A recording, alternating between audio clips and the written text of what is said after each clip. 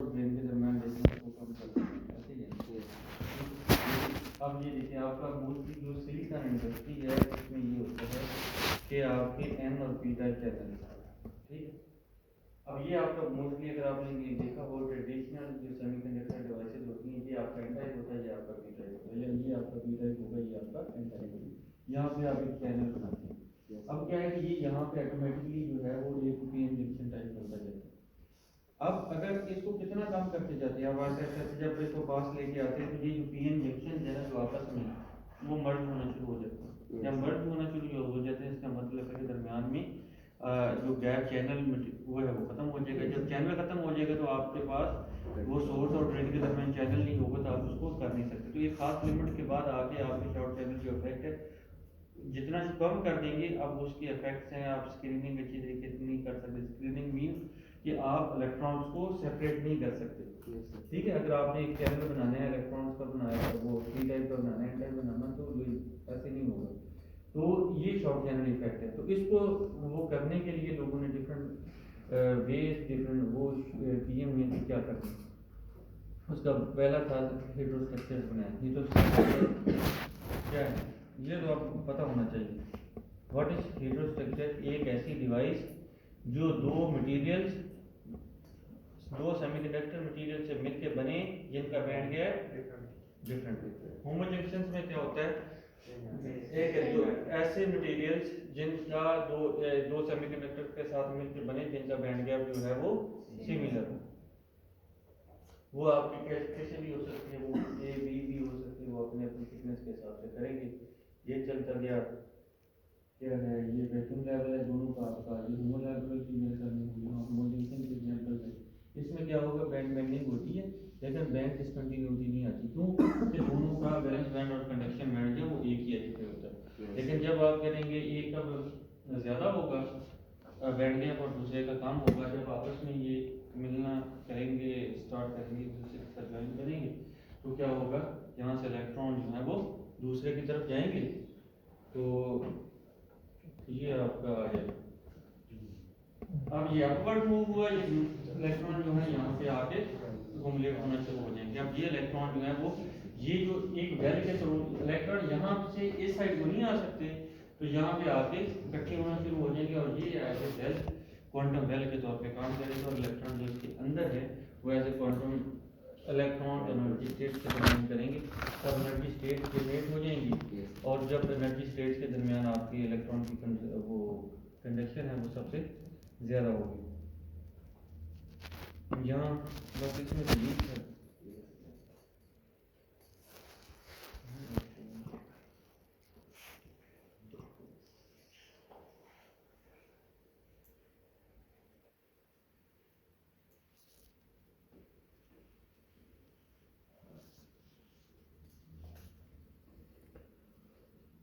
उसको ये बताया गया कि अनस्टेबल स्टेट क्या है, थर्मल इक्विलिब्रियम स्टेट आती है। तो अब क्या है कि अगर तो जो first confinement, second confinement, third confinement energy level था, अगर फर्मी लेवल जो है वो फर्स्ट कन्फाइनमेंट से ऊपर है तो यहाँ से कंडक्शन स्टार्ट होगी और 2 और 3 में नहीं होगी। और दूसरा हाल क्या है, या तो एनर्जी स्टेट्स को नीचे ले आए या फिर ये फर्मी लेवल को अप ले जाए। तो फर्मी लेवल को अप लेके जाना आसान है। तो ये क्या होगा, जैसे जैसे इसमें गेट वोल्टेज अप्लाई करेंगे ये अपवर्ड मूव होता जाएगा और आप इसमें कंडक्शन जो है वो स्टार्ट करते जाएगी। ये उसकी डिटेल ऑलरेडी हमने इसको डिटेल के साथ पढ़ा है। ट्रायंगुलर बनता है जो क्वांटम वेल है, उसमें इलेक्ट्रॉन जो है वो thin layer, two dimensional gas कहते हैं। जो इलेक्ट्रॉन इस तरह में आ जाए तो उसको टू डायमेंशनल गैस कहते हैं। टू डायमेंशनल गैस क्यों कहते हैं कि अब इसके अंदर जो इलेक्ट्रॉन है ना उनकी सिर्फ इंट्रैक्शन जो है जो गैस मॉलिक्यूल की तरफ की होती है आपस में, वो इंट्रैक्शन रह जाए तो बात ही नहीं कहते, इसलिए टू डायमेंशनल गैस कहती है। गेटेड ट्रांजिस्टर है, ये देखिए उसमें वही दिखाया गया। तो पहले फर्मी लेवल से नीचे था, गेट वोल्टेज चेंज करेंगे तो आपका फर्मी लेवल जो है वो ऊपर चला जाएगा। ये उसकी ये इसको सारे पूरा से पढ़ लेना, मैं तो आपको बता रहा हूँ इम्पोर्टेंट है, ये पढ़ लेना है। ये जो यस सर, ये इसका वो बेसिक प्रिंसिपल है।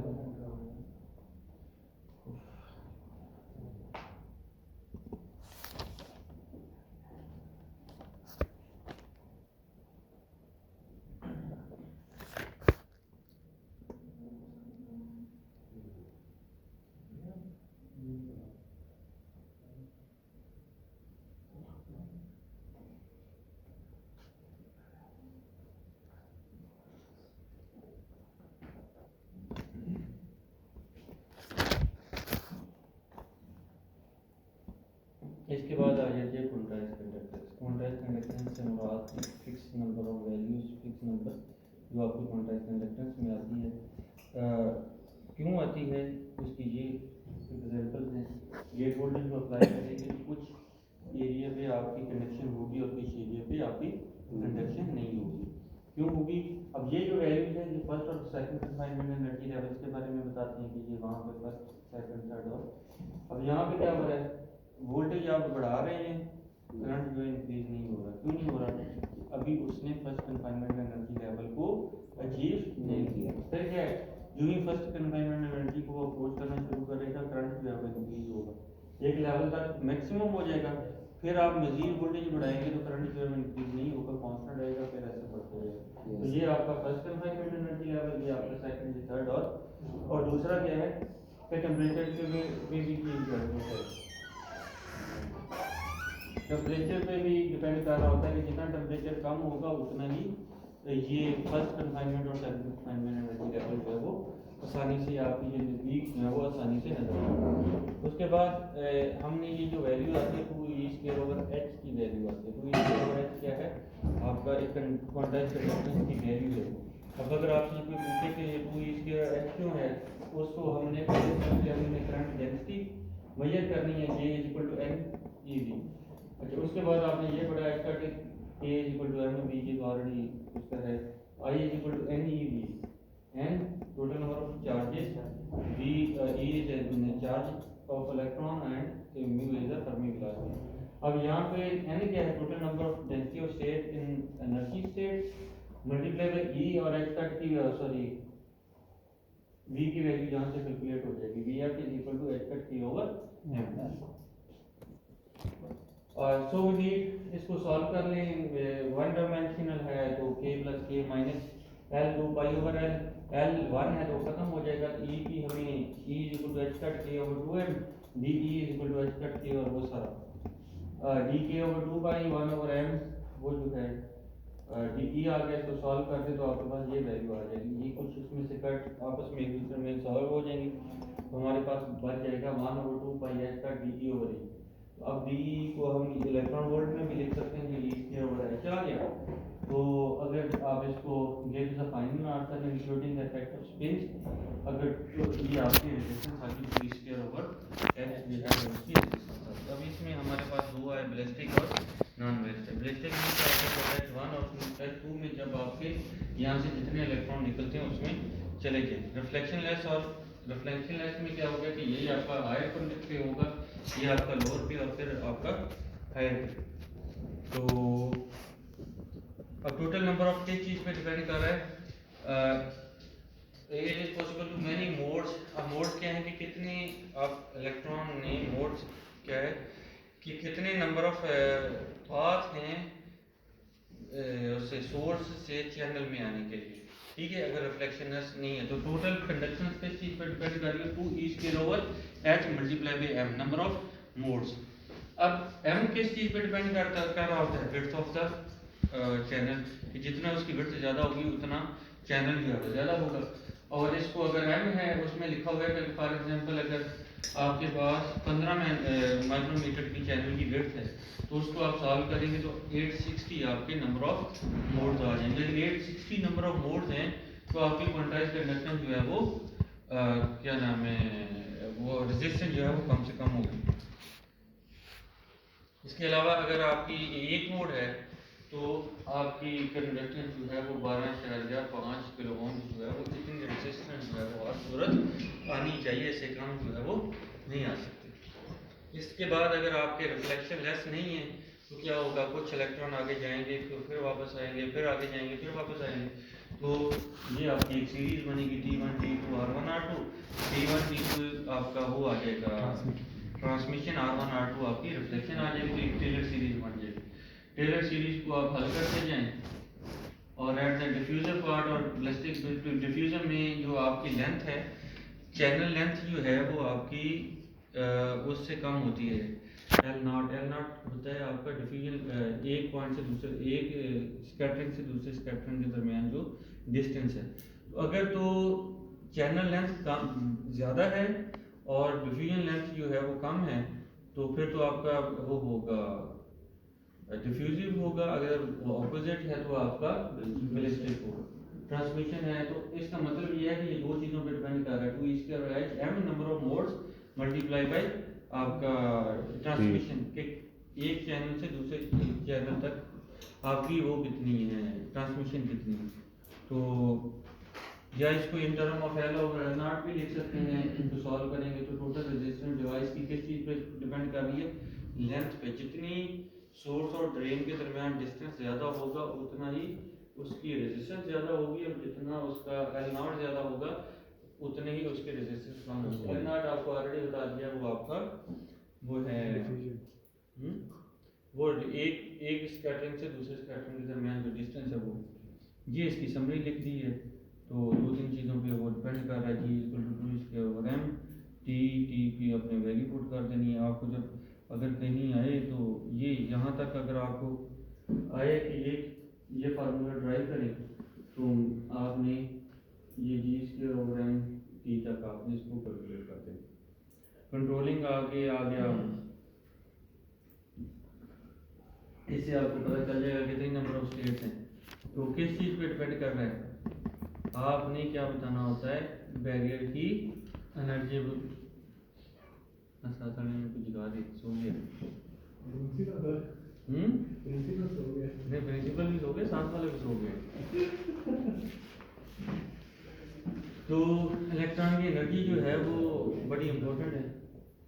दूसरा ये बैरियर हाइट होती है, एक बैरियर हाइट है, दूसरा क्या नाम है इलेक्ट्रॉन की एनर्जी।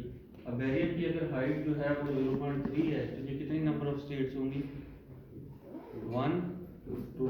अगर बैरियर हाइट यहाँ पे है तो ये आपका स्टेट्स वाला होगा, ये आपका क्लासिकल मॉडल में आ जाएगा। जैसे ये है ना, इससे ऊपर जो जाएगा ये बैरियर हाइट है ना, इससे ऊपर जो जाएगा वो आपका क्लासिकल होगा, जो इसके अंदर से इलेक्ट्रॉन गुजरेगा वो क्वांटमली होगा। अब जितनी इसकी हाइट है, इसकी 2 हाइट है, 2 इलेक्ट्रॉन वोल्ट, 2 इलेक्ट्रॉन वोल्ट से नीचे जितनी आपकी वो होंगी स्टेट्स आएंगी, वो आपकी एनर्जी उतनी एनर्जी स्टेट प्रेजेंट होंगी। इसकी वेट जो है वो थिकनेस से होती है, और इसकी हाइट किस चीज़ पे डिपेंड कर रही होती है, बैंड गैप।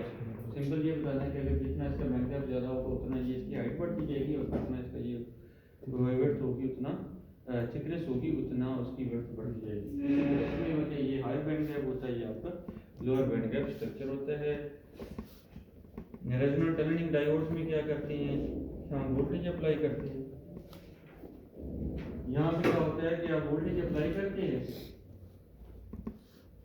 जैसे जैसे ये फर्स्ट कन्फाइनमेंट एनर्जी लेवल इसके पैरेलल में नहीं है तो कंडक्शन नहीं होगी। वोल्टेज अप्लाई करेंगे, ये नीचे आना शुरू हो जाएगा, जैसे ये नीचे आएगा इसके इन पैरेलल आना शुरू होगा, करंट जो इंक्रीज करना शुरू हो जाएगा, 100% आ जाएगा तो आपका वो आ जाएगा तो मैक्सिमम करंट होगा। लेकिन मज़ीद वोल्टेज बढ़ाने से करंट जो है वो डिक्रीज होता है। क्यों, अब ये जो है वो नीचे जाना शुरू हो गई है, जैसे ये ऊपर दिखाया गया ये वाला, ये क्या नेगेटिव डिफरेंशियल रेजिस्टेंस कहलाती है। ये इसको इसके कुछ न्यूमेरिकल्स हैं, न्यूमेरिकल तो आपने खुद करनी है। ये नेगेटिव डिफरेंशियल इक्वेशन है, ये इसको रेजिस्टेंस है। तो आसान सा, अगर डायोड्स के बारे में वो पूछा जाए कि आपकी क्या होती है तो ये इस तरह की फिगर बना देनी है, जिसमें लेकिन क्लियरली मेंशन हो कि जब ये जीरो हो तो ये आपस में एक दूसरे के साथ मैच ना करें, जब ये मैक्सिमम हो तो ये आपस में मैच कर रहे हो। यहाँ पे ये ना हो कि अगर यहाँ पे आप एक दूसरे को मैच करते दिखा रहे हैं और कहेंगे ये नहीं जी मैंने बनाया तो है, तो फिर वो गलत है। तो ये आपका कंसेप्ट क्लियर होना चाहिए। मैक्सिमम करंट तब होगा जब फर्स्ट कन्फाइनमेंट एनर्जी लेवल और दूसरा आपका नंबर जो सोर्स है या चैनल है सी ऑफ इलेक्ट्रॉन वो आपस में इन कॉन्टैक्ट आएंगे। अगर इन कॉन्टैक्ट नहीं है और आप मैक्सिमम करंट दिखा रहे हैं तो सही होगा।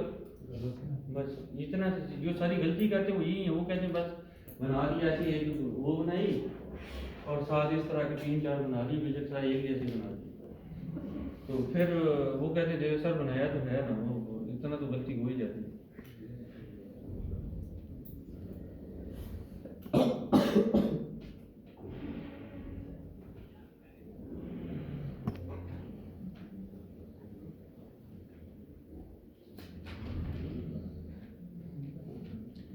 ऑलमोस्ट उसकी कैलकुलेशन ही है, ये भी एक ऊपर ही आप लोगों ने कर लेनी है, इसमें अगर किसी को समझ नहीं है तो यहाँ से हमने शुरू करना है, ये तो इसकी जरूरत नहीं है। ये वही है आपका, ये क्या है, ये तो पोटेंशियल बैरियर आ गया, इसके ऊपर जितनी है कंडक्टेंस है और जितनी इसकी विड्थ से ज़्यादा होगी उतनी इलेक्ट्रॉन जो है उसकी एनर्जी करेगी। ये फर्स्ट कंफाइनमेंट एनर्जी लेवल आ गया, इसमें 2 हैं 3 हैं, अगर यहाँ पे 1.5 आ गया, 1.5 से ऊपर जा रहा है तो सिर्फ कितनी लिखनी है कि 2 आपके एनर्जी स्टेट में वो प्रेजेंट होंगी, बाकी ये वही ऑलरेडी जो। अगर आप ये भी बताएं कि कंडीशंस आपसे पूछी जाए तो क्या होंगी, ए बी सी कंडीशंस क्या होंगी, F1 F2 जो है वो 0, इसमें F2 वो हो जाएगा 1, F1 माइनस F2 मतलब ये है कि सोर्स और ड्रेन के दरमियान जो नंबर ऑफ चार्ज कैरियर्स हैं वो एक या तो एक फुल्ड होगा और एक एम्प्टी होगा तो मैक्सिमम कंडक्शन होगी। अगर दोनों एम्प्टी हैं फिर भी 0 कंडक्शन, अगर दोनों फिल्ड हैं तो फिर भी 0 कंडक्शन। उसकी आगे ये कैलकुलेशन करके एंड पे आपको ये उन्होंने वही जो ऑलरेडी हमने वैसे मेरे तक पढ़ा है वही है। मैक्सिमम कंडक्शन के लिए आपका 2 चीज़ों पर डिपेंड कर रहा होता है, एक तो अगर F1 और F2 1 आ गया मैक्सिमम तो फिर आपका रेट पे डिपेंड कर रहा होता है, किस रेट पे कि किस रेट से इलेक्ट्रॉन जो है वो सोर्स से निकल के उसमें आते हैं चैनल में और चैनल से आगे फिर किस में जाते हैं ड्रेन। ये न्यूमेरिकल्स आपने ज़रूर देख लेनी। एक आपको न्यूमेरिकल मैंने करवाया था, शायद याद होगा, वो पता नहीं फर्स्ट या दूसरे में था बड़ा नंबर के, इसमें n और m की वैल्यूज हैं 0.69 क्या क्या है 0.69 वो भाई एक तो आंसर था ही वैसे उसके 3 थे, आप 2 नैनोमीटर 4 नैनोमीटर और 6 और 8 का कोई इस वो क्वांटम वेल थे और उसके एनर्जी लेवल की वो बतानी थी, उसको भी ज़रा देख लेंगे। अभी से ज़्यादा तो बाकी स्पिनट्रॉनिक्स का है, ये तो ऑलरेडी पिछले समय में पढ़ लिया, जैसे इलेक्ट्रॉन की जो स्पिन के वो भी आपने साथ वो कर लें। स्पिनट्रॉनिक्स आपका पहले तो हम आम इलेक्ट्रॉनिक्स और स्पिन इलेक्ट्रॉनिक्स में क्या फ़र्क है कि स्पिन में आप इलेक्ट्रॉन की स्पिन को भी वो करते हैं, दूसरे को नहीं करते। उसके बाद आपने ये 3 आपके पास डायमैग्नेटिक है, फेरोमैग्नेटिक है और फेरोमैग्नेटिक, इनकी डेफिनेशंस देख लिए। एंटी फेरोमैग्नेटिक क्या होते हैं, मैग्नेटो रेजिस्टेंस क्या है, इसे आपको डेफिनेशन पूछे क्या है, change in resistance by applying the magnetic field. Magnetic field apply करेंगे तो चेंज इन रेजिस्टेंस आएगी, वो आपकी एमआर कहलाएगी या मैग्नेटो रेजिस्टेंस कहलाएगी। अगर वो दो के दरमियान एक F1 वो जिसको क्या कहते हैं F1 और F2 जो फेरोमैग्नेटिक 1 और फेरोमैग्नेटिक 2 के दरमियान अगर एक सेपरेटर लगा दिया, अगर तो सेपरेटर है कोई मेटल नॉन मैग्नेटिक मेटल्स तो वो GMR कहलाएगी, और अगर वो इंसुलेटर है जैसे ये वाला तो फिर वो PMR कहलाएगी। बात वही है। अब ये अगर आपको बनाना चाहिए क्या होगा कि जब ये 2 चीज़ों पे डिपेंड कर रहा है, फेरोमैग्नेटिक 1 और 2 क्या करते हैं, जब आप उसको अप्लाई करते हैं मैग्नेटिक फील्ड को अप्लाई करते हैं तो ये एक ही डायरेक्शन में होती हैं।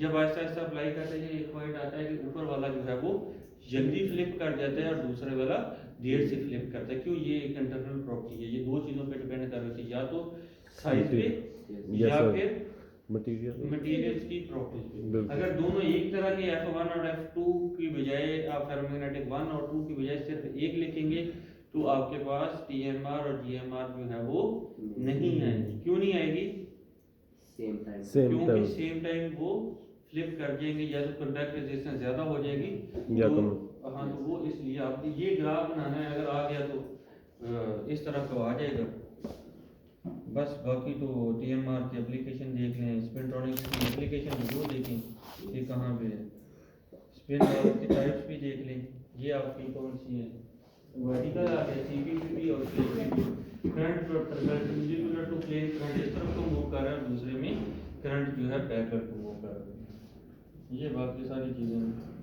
इसी से मिलती जुलती हैं। That's all. Good luck for final.